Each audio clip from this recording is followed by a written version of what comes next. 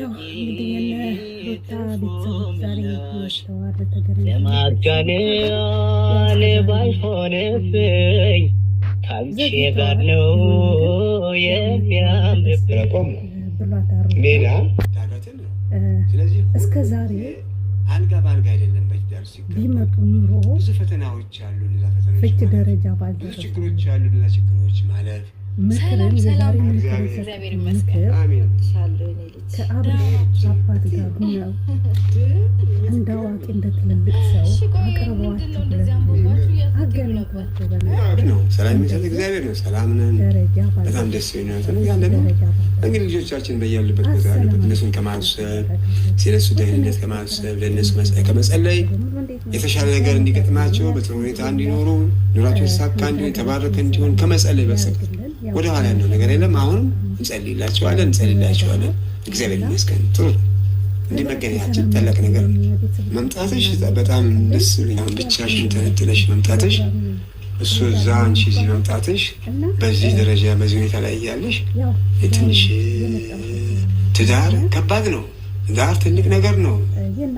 እግዚአብሔር አገናኝቷችሁ መልሳችሁ በትንሽ ነገር እንደገና ደግሞ በማይሆን ነገር ላይ እንዲህ ያለ ነገር መኖሩ ጥሩ አይደለም። የለም። ስለዚህ ወደ ነበራችሁበት ወደ ቀድሞ መለወጥ፣ ወደ ቀድሞ መቀየር፣ ወደ ቀድሞ ሀሳብ መምጣት እንጂ እዚህ ላይ መራራቅና ሌላ አይነት ሁኔታ መፍጠር ተገቢ አይደለም።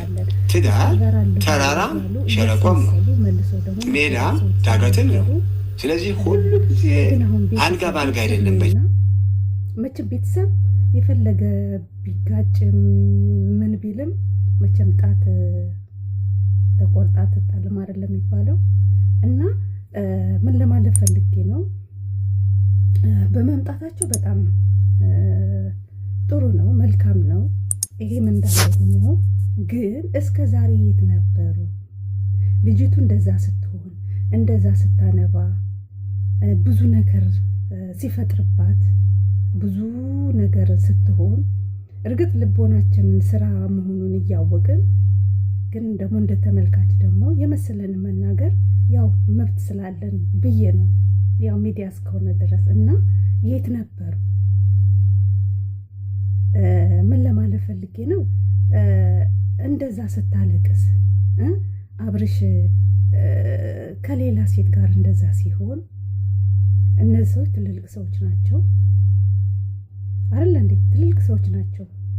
ስለዚህ እንደ እናት እንደ አባት እነሱም እንደ ልጅ አርገው አንድ ላይ ያስቀምጠው ከአብርሽማ ወገን ከሩታም ወገን እነዚህ ወጠጤዎች ጎረምሳዎች ሳይሆኑ ማለት ነው፣ ነፍስ ያወቀ ሰው በቃ አለ አይደል?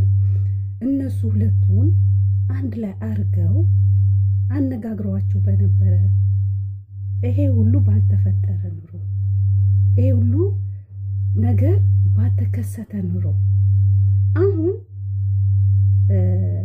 እንትን ካሉ በኋላ ከተለያዩ በኋላ ያው ፈርም ያለ ብሏል። እኛ ወረቀቱን ፈርም ያለው መስጠቱን ነው የምናውቀው።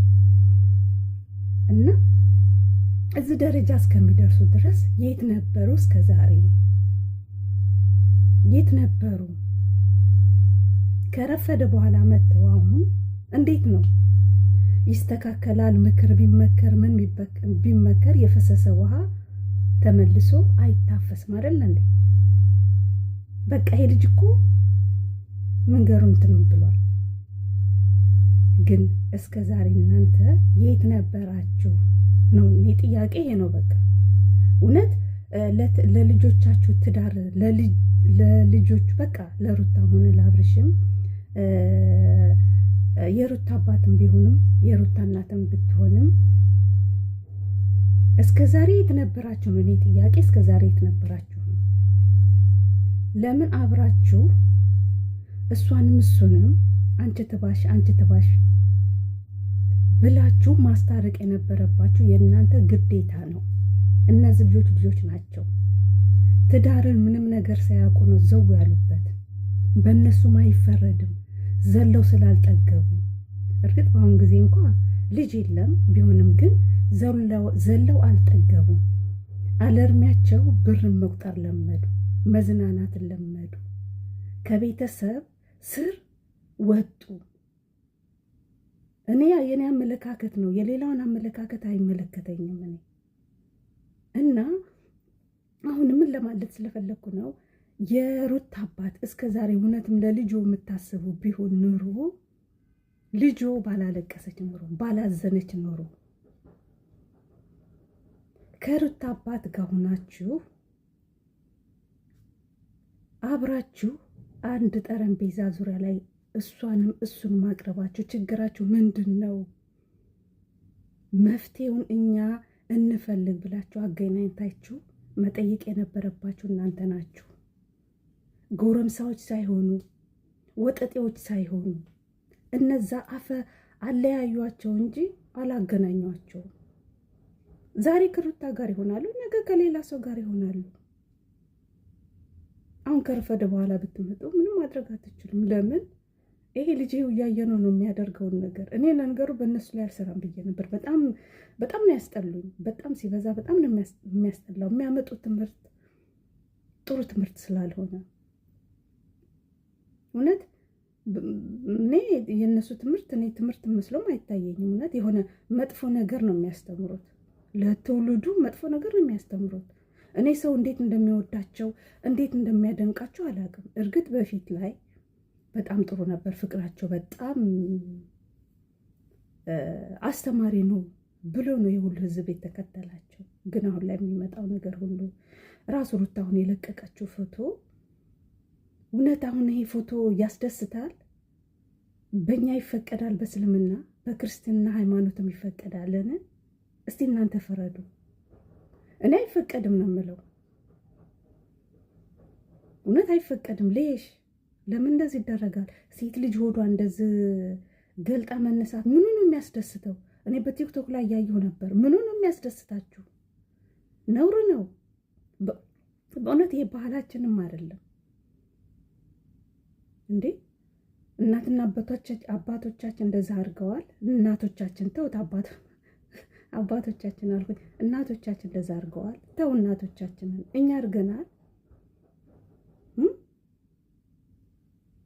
በእኛ ጊዜ እኮ ይሄ ቤቢ ሾወር ምናምን እርግጥ አለ፣ የሆነ የሚደረግ ዱዓ አለ። በስነ ስርዓት ተሸፋፍነን ትልቅ ሰዎች መሀል ላይ ተቀምጠን ነው የምንመረቀው። የአሁኑ ደግሞ ዘመን ደግሞ ሆዳቸውን እርቃታቸውን ገልበው እኔ ሩታ አሁን ትናንትና የለቀቀችው ፎቶ እኔ በፍጹም አልተመቸኝም። እኔ ኮሜንቶቹን በሙሉ ከመጀመሪያ እስከ መጨረሻ ያለው አንድ ሰው የደገፋት የለም። ግን በቲክቶክ ላይ የእሷን ሆድ እንደዚህ ለቃ የተነሳችውን ከፍተው ብዙ ሲያወሩ ሰምቻለሁ። ይሄ ምኑ ነው የሚያስደስተው? ምኑ ነው የሚያስደስተው? ነውር ነው እኮ ነው። እናንተ ይሄንን ነገር እንትን ማለት ነው ያለባችሁ እንጂ መቃወም ነው ያለባችሁ እንጂ ማበረታታት የለባችሁም። አውስ ቢላምን ሽጣር እኔ ሳየው በጣም ነው የደነገጥኩት። ይሁን መብቷ ነው፣ እንደፈለገ መሆን መብቷ ነው። ግን ቢሆንም ግን ልክ አለው አንድ ነገር። እኔ እንጃ፣ እኔ በጣም ነው እኔ ሳየው እውነት እሷ ናት ፎቶሾፕ ነው የሚለውን እንትን ብዬ ነበረ እና በቲክቶክ ላይ ቤቷ ውስጥ ገብቼ ሳይሆን እሷ ናት የለቀቀችው። እና ምን ለማለት ፈልጌ ነው፣ አሁንም የሩታ አባት መጥተዋል። እናትም አባቷም ጋር ተገናኝታለች። በጣም ደስ ይላል። አለ በሰላም ይገላግላት። ዋናው እሱ ነው። በሰላም አላህ ይገላግላት። ከተገላገለች በኋላ ከወለደች በኋላ ደግሞ እንግዲህ የሚታረቁ ከሆነ ይታረቃሉ፣ የማይታረቁ ከሆነ ግን እሱ ግን እኔ እንጃ የሚመለስ አይመስለኝም። እያየን ነው የሚለቃቸውን ፎቶ የሚለቃቸውን ቪዲዮዎች እያየን ነው። በጣም ያሳዝናል። እና ሩታ ለማንኛውም እንኳን ደስ አላት፣ እንኳን ደስ አላችሁ ተከታዮቿ በሙሉ። ግን ይሄ ድርጊት ቢቆም ይሻላል ነው የምለው። መታረቅ አለባችሁ፣ ይታረቁ። ሆነ ትልቅ ሰው ሆናችሁ አሁንም አልረፈደም፣ እውነት አልረፈደም። አሁንም እሷንም እሱን ማቅረባችሁ ብታስታረቋቸው ጥሩ ነው የምለው። እንግዲህ ትናንትና የመከሩት የሩታ አባት ምክር በጣም ልብ የሚነካና ጆሮ ያለው ሰው የሚሰማው ምክር ነው። ተመለሱ ወደ ራሳችሁ። በቃ ብር እኮ የትም አያደርስም። እናንተ ለብር የሆነ